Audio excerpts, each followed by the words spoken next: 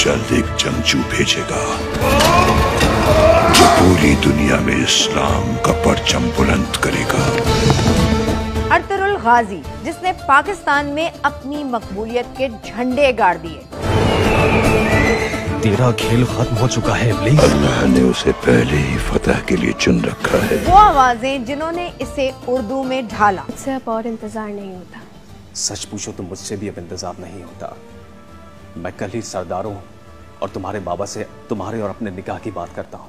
और तुर्की अर्तुगरुल को पाकिस्तानी अर्तुगरुल बना दिया। बहुत मेहनत की है। अर्तुगरुल जरूर पाकिस्तान आकर हीरो बना है। मुझे लोग अहमद से ज्यादा टाइटूस के नाम से जानते हैं। अभी एक माशाल्लाह से घर पे भी सिलजानी चल रही है। सुलेमान शाह की तरफ से सबको ईद मुबारक। ईद मुबारक। करेंगे उन चेहरों से मुलाकात। देखना ना भूलिएगा, सिर्फ PTV पर।